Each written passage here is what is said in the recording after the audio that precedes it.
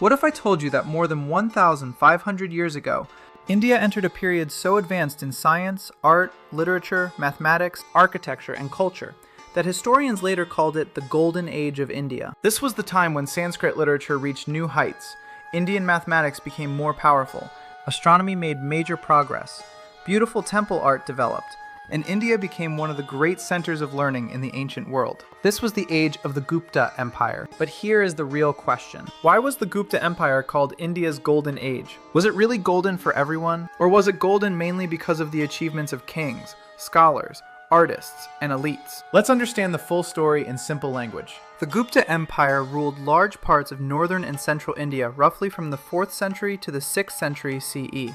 It began rising under Chandragupta I, expanded massively under Samudragupta, and reached great cultural power under Chandragupta II, also known as Vikramaditya. This period is remembered as one of the most important chapters in Indian history. Why? Because during this time, India saw progress in many fields at once. There was political stability, trade and economy were strong, art and architecture flourished. Sanskrit literature became highly refined. Science, mathematics, and astronomy made major advances, and Indian culture spread its influence across Asia. That is why many historians describe the Gupta period as India's golden age. One major reason the Gupta period is called a golden age is political stability. Before the Guptas, many regions of India were divided among smaller kingdoms, but the Gupta rulers brought large parts of northern India under a strong empire. Samudragupta was one of the most powerful Gupta rulers. He expanded the empire through military campaigns and diplomacy.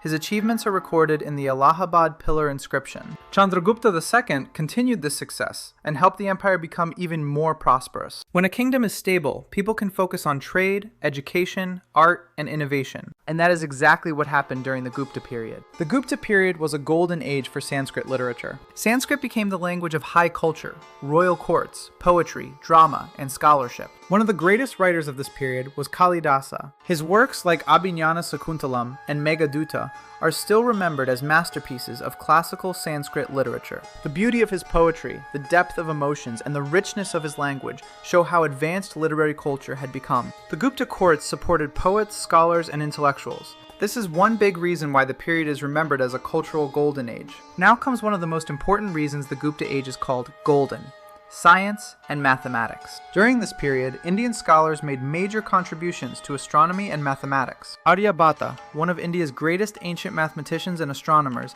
lived during the Gupta period. He gave an accurate approximation of pi. He explained that the Earth rotates on its axis. He also made important contributions to trigonometry and astronomy. Indian mathematics during and around this era helped develop ideas that later influenced the wider world, including the place value system and advanced numerical calculations. So when we talk about the Gupta Golden Age, we are not just talking about kings and wars.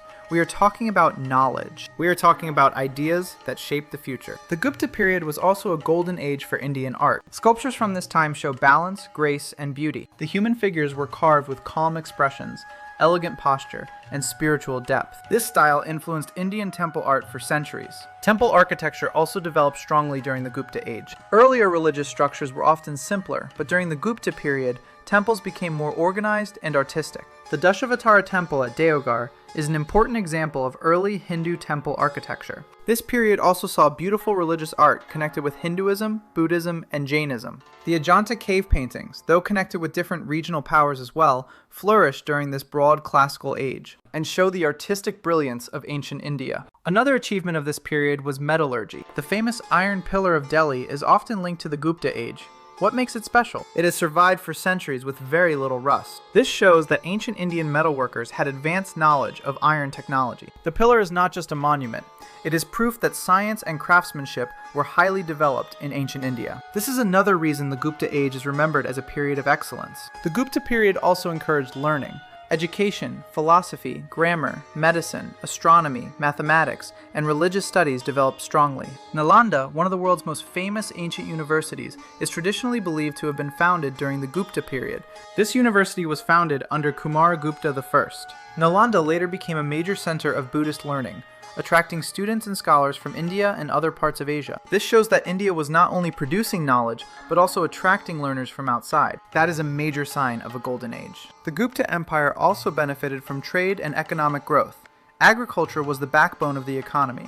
Trade routes connected India with different regions. Indian goods like textiles, spices, precious stones, and metal products were valued. A strong economy allowed kings to support temples, scholars, artists, and public works. When wealth, stability, and creativity come together, civilizations grow faster. This is exactly what happened during the Gupta period. The Gupta period is often connected with the revival of Hindu culture. Many Gupta kings supported Hindu traditions, especially Vaishnavism, but Buddhism and Jainism also continued to exist and receive support in many regions. This period saw the development of important religious art, temple worship, mythology, and cultural practices. The Puranas were compiled and expanded during this broad period, helping shape religious traditions for future generations. So the Gupta age played a huge role in shaping classical Indian culture. But here is something important. When historians call the Gupta period a golden age, it does not mean life was perfect for everyone. This golden age mainly refers to achievements in art, literature, science, mathematics, politics, and elite culture. Society still had inequality. Caste divisions existed. Women's position was not equal to men. Many ordinary people did not enjoy the same benefits as kings, priests, scholars, and wealthy groups. So we should understand the term golden age carefully. It was golden because of its cultural and intellectual achievements, but it was not a perfect society. That makes the story more honest and more complete. So why was the Gupta Empire called India's golden age? Because this was a period when India achieved greatness in many fields at the same time. Strong rulers created stability. Trade and economy supported prosperity. Sanskrit literature reached new heights. Kalidasa became one of the greatest poets of ancient India. Aryabhata made major contributions to mathematics and astronomy. Art and temple architecture developed beautifully. Metallurgy advanced. Learning centers grew, and Indian culture became deeply influential. The Gupta Empire was not golden because it was perfect. It was called golden because it produced achievements that shaped Indian civilization for centuries. That is why, even today, when we talk about ancient India's greatest periods, the Gupta Empire stands out as one of the brightest chapters in Indian history. If you found this video useful, like, share, and subscribe for more history explained in simple language.